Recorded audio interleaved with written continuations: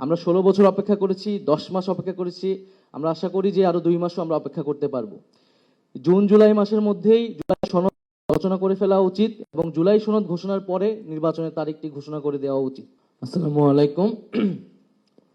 উপস্থিত অন্তর্বর্তী সরকারের এবং ঐক্যমত্য কমিশনের সভাপতি ডক্টর ইউনূস সাহেব এবং অন্যান্য উপদেষ্টাবৃন্দ, ঐক্যমত্য কমিশনের অন্যান্য সদস্যবৃন্দ এবং বিভিন্ন রাজনৈতিক দলের নেতৃত্ববৃন্দ, জাতীয় নাগরিক পার্টির পক্ষ থেকে সকলকে শুভেচ্ছা জানাচ্ছি।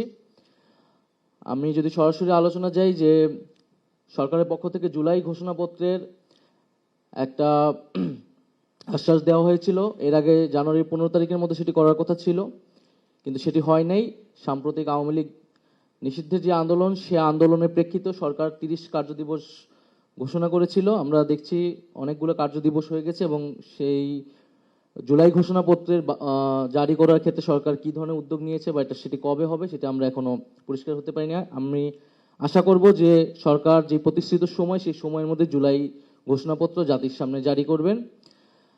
আর দ্বিতীয়ত, জুলাই সনদের বিষয়টি এসেছে যে সংস্কারের ঐক্যমত্যের প্রেক্ষিতে আমরা আশা করি যে এই জুলাই মাসের মধ্যেই 5ই আগস্টের আগেই জুলাই সনদ হয়ে যাবে এবং আমরা ঐক্যমত্যের ভিত্তিতেই বাংলাদেশের পরবর্তী রাষ্ট্র কাঠামো বা সংস্কারের রূপরেখা কি সেটি জানতে পারবো।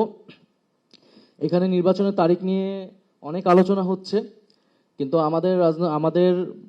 আমাদের দলীয় মত হচ্ছে যে আমরা বিচার, সংস্কার এবং নির্বাচন, সেটি গণপরিষদ নির্বাচনের কথা বলে আসছি। যদি জুলাই সনদ ঘোষণার আগেই নির্বাচনের তারিখ ঘোষণা হয়ে যায়, তাহলে আসলে সংস্কার প্রক্রিয়া ব্যাহত হবে বলে আমরা মনে করি। কারণ নির্বাচনের তারিখ ঘোষণার সাথে রাজনৈতিক দল একে অন্যের প্রতিদ্বন্দ্বিতায় চলে যাবে এবং রাজনৈতিক পরিস্থিতি, মাঠ পর্যায়ের পরিস্থিতি, তৃণমূলের পরিস্থিতি সম্পূর্ণ পাল্টে যাবে এবং এই প্রশাসনও কতটুকু নিরপেক্ষ থাকবে, সরকারের নিয়ন্ত্রণ থাকবে, সেটি নিয়েও প্রশ্ন আছে। ফলে এই রাজনৈতিক ফ্যাসিবাদ বিরোধী রাজনৈতিক দলগুলা নির্যাতিত হয়েছে, নিপীড়িত হয়েছে, জনগণ ভোটাধিকারের জন্য লড়াই করেছে। আমরা 16 বছর অপেক্ষা করেছি, 10 মাস অপেক্ষা করেছি। আমরা আশা করি যে আরো 2 মাসও আমরা অপেক্ষা করতে পারবো। জুন জুলাই মাসের মধ্যেই জুলাই সনদ আলোচনা করে ফেলা উচিত এবং জুলাই সনদ ঘোষণার পরে নির্বাচনের তারিখটি ঘোষণা করে দেওয়া উচিত আমরা মনে করি। কারণ জনগণকেও আমাদের আশ্বস্ত করতে হবে, এই সরকারের দায়িত্ব, যে ভবিষ্যৎ বাংলাদেশ, এই বাংলাদেশের শাসনতান্ত্রিক পরিবর্তনটা কি হবে, শাসন ব্যবস্থার পরিবর্তন কি হবে, কি কি মৌলিক সংস্কার হবে, আবার রাজনৈতিক প্রয়োজন যে নির্বাচনের তারিখটি কবে হবে। তাই সেক্ষেত্রে আমি আহ্বান জানাবো যে জুন জুলাই মাসের মধ্যেই জুলাই সনদটি তৈরি করে আমরা যাতে 5ই আগস্ট ভাবে এই জুলাই গণ অভ্যুত্থান আমরা উদযাপন করতে পারি এবং সেই উদযাপনের মধ্যে দিয়ে নির্বাচনের তারিখটি ঘোষণা করে দেওয়া যেতে পারে। আরেকটি বিষয় হচ্ছে, আমরা নির্বাচনের কথা বলতেছি, কিন্তু যদি নির্বাচন ব্যবস্থারও সংস্কার না হয়, ন্যূনতমভাবে নির্বাচন সংস্কার কমিশন গঠিত হয়েছে, সেই প্রস্তাবনাগুলো যদি গৃহীত না হয়, নির্বাচন কমিশন যদি পুনর্গঠিত না হয়, তাহলে আমরা কিভাবে সেই নির্বাচন আসলে কন্ডাক্ট হবে। এবং নির্বাচন কমিশনের নিরপেক্ষতা নিয়ে প্রশ্ন উঠেছে। আমরা প্রধান উপদেষ্টার কাছে আমাদের সেই উদ্বেগ জানিয়েছি। সরকার সেইটি হয়তো বিবেচনা করবেন।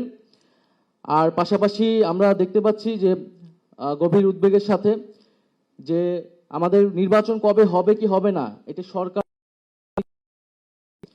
এটি কখনোই সামরিক যারা দায়িত্বে আছেন তাদের জায়গা থেকে আসতে পারে না এবং রাজনীতির যে সামরিকীকরণ, সেটা থেকে কিন্তু আমাদের অনেক লড়াই করে বের হতে হয়েছে এবং এটা কোনো গণতান্ত্রিক চর্চা নয়।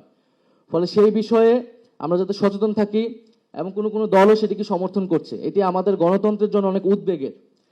নির্বাচন কবে হবে, যেদিনই হোক না কেন, এটা একটা রাজনৈতিক সিদ্ধান্ত, রাজনৈতিক দলগুলো এবং সরকারকে এই সিদ্ধান্ত নিতে হবে, অন্য কেউ এ বিষয়ে কথা বলতে পারবে না। আমরা দেখছি বিদেশি শক্তি, বিভিন্ন আমাদের যেই স্বার্থকারী দেশ, তারাও নির্বাচনের তারিখ নিয়ে কথা বলছে।